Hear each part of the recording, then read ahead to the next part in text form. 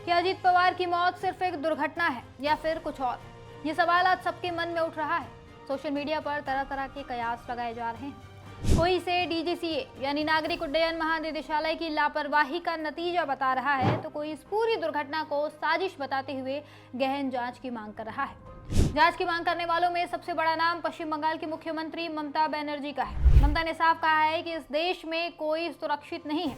इस दौरान ममता बनर्जी ने बीजेपी पर एक बहुत बड़ा इल्जाम भी लगाया है। उन्होंने कहा कि मुझे कुछ दिनों पहले पता चला कि अजीत पवार बीजेपी से अलग होना चाहते हैं और अब ये हादसा हो गया। ममता ने मामले की जांच सुप्रीम कोर्ट की निगरानी में करवाने की बात कही है। उनका मानना है कि बाकी की सारी एजेंसियां बिक चुकी हैं, तो अगर कोई निष्पक्ष जांच कर सकता है तो वो सुप्रीम कोर्ट ही है। ममता बनर्जी के ये इल्जाम बेहद गंभीर है दोस्तों। उन्होंने साफ साफ कहा कि अजीत पवार की मौत साजिश हो सकती है और साजिश रचने वाले कोई और नहीं, बीजेपी के ही लोग हो सकते हैं, क्योंकि अजीत पवार बीजेपी को छोड़ना चाहते थे। बता दें कि एनसीपी प्रमुख अजीत पवार पिछले कुछ महीनों से लगातार बीजेपी के खिलाफ बयान दे रहे थे। जनवरी में ही उन्होंने कई बार बीजेपी को निशाने पर लिया। इस महीने की शुरुआत में ही उन्होंने बीजेपी पर भ्रष्टाचार के आरोप लगाए थे। अजीत पवार ने कहा था कि पिंपरी चिंचवड़ नगर निगम, जहां भाजपा 2017 से 2022 के बीच सत्ता में थी, वो एशिया का सबसे अमीर नगर निगम था। लेकिन बीजेपी के भ्रष्टाचार के कारण करोड़ों की डिपॉजिट खत्म हो गई और कर्ज में डूब गया। इस दौरान पवार ने बीजेपी पर तंज भी कसा था। उन्होंने कहा था कि सब जानते हैं कि मुझ पर 70,000 करोड़ के सिंचाई घोटाले के आरोप लगे थे। आज मैं उन लोगों के साथ सत्ता में हूं जिन्होंने ये आरोप लगाए थे।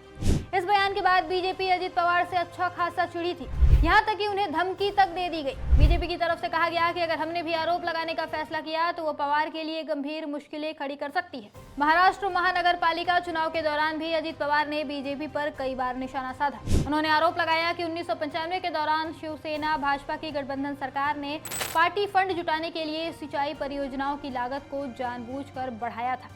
मराठावाड़ की एक परियोजना का उदाहरण देते हुए उन्होंने कहा कि उस समय की फाइल आज भी उनके पास है। पवार ने सीधा आरोप लगाया कि इस बढ़ाई गई राशि में से 100 करोड़ रुपए पार्टी फंड के लिए और 10 करोड़ रुपए संबंधित अधिकारियों की जेब भरने के लिए तय किए गए थे। पवार ने चेतावनी देते हुए कहा था कि अगर उस फाइल पर कानूनी कार्रवाई आगे बढ़ाई गई होती तो प्रदेश की राजनीति में हाहाकार मच जाता। यहाँ देखा जाए तो अजीत पवार ने इनडायरेक्टली बीजेपी को भ्रष्टाचार की फाइल पब्लिक करने की धमकी दे दी थी। ऐसे में तमाम विपक्षी नेता ये शक जाहिर कर रहे हैं कि अजीत पवार को हमेशा के लिए चुप करवाने के लिए उनके खिलाफ साजिश रची गई है। इधर एनसीपी ने इस विमान हादसे की जांच की मांग कर दी है। एनसीपी प्रवक्ता ब्रजमोहन श्रीवास्तव का कहना है कि इस हादसे की जांच होनी चाहिए ताकि देश दुनिया को पता चल सके कि क्या हुआ था।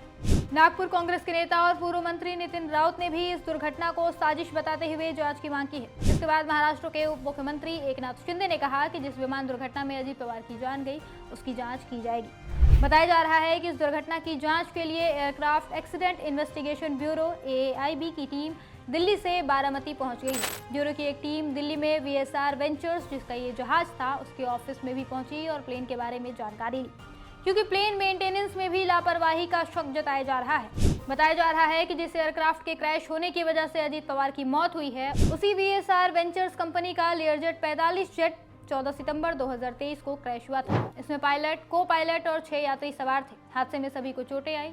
को पायलट की हालत तो गंभीर थी, जिनका लंबा इलाज भी चला। ऐसे में लोग सवाल उठा रहे हैं कि तमाम खामियों के शिकार इस सीरीज के विमान को फिर से उड़ान की अनुमति कैसे दी गई, किसने दी और डीजीसीए इस दौरान क्या कर रहा था।